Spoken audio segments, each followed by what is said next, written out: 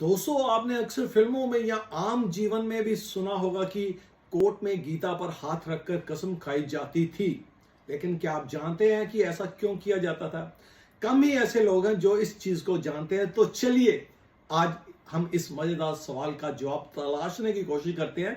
मुगलों ने शुरू की थी ये प्रथा। एक स्टडी के अनुसार भारत में मुगल शासकों ने धार्मिक किताबों पर हाथ रखकर शपथ लेने की प्रथा शुरू की थी। तब ये प्रक्रिया एक दरबारी प्रथा थी। इसके लिए कोई कानून नहीं था, लेकिन अंग्रेजों ने इस प्रथा को कानून बना दिया और इंडियन ओथ एक्ट 1873 को पास किया और सभी अदालतों में लागू कर दिया। इस एक्ट के तहत हिंदू संप्रदाय के लोग गीता पर और मुस्लिम संप्रदाय के लोग कुरान पर हाथ रखकर कसम खाते थे, जबकि ईसाइयों के लिए बाइबल सुनिश्चित की गई थी।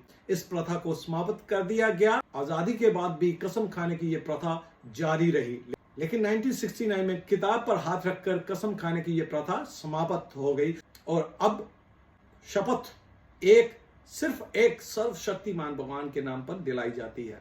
अर्थात अब शपथ को सेकुलर बना दिया गया है।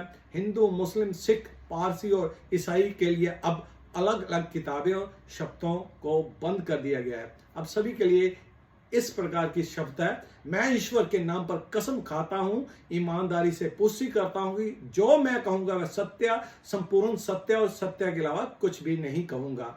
बच्चे भगवान का रूप होते हैं। बता दें कि नए ओथ एक्ट 1969 में यह भी प्रावधान है कि यदि गवाह 12 साल से कम उम्र का है तो उसे किसी प्रकार की शपथ नहीं लेनी होगी, क्योंकि ऐसा माना गया है कि बच्चे स्वयं भगवान के रूप होते हैं। शपथ लेते दौरान झूठ बोलने पर सजा का प्रावधान पिनल कोड के सेक्शन 193 के तहत ये कानूनी अपराध है और झूठ बोलने वाले को 7 साल की सजा दी जाती है।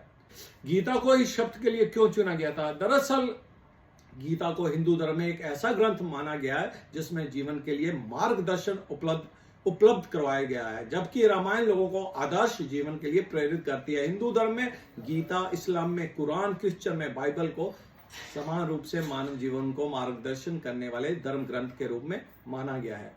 इसीलिए इन पर हाथ रख के ये कसम दिलवाई जाती थी। सो दोस्तों, मेरे ख्याल में आप सबको काफी जानकारी मिल गई होगी। धन्यवाद।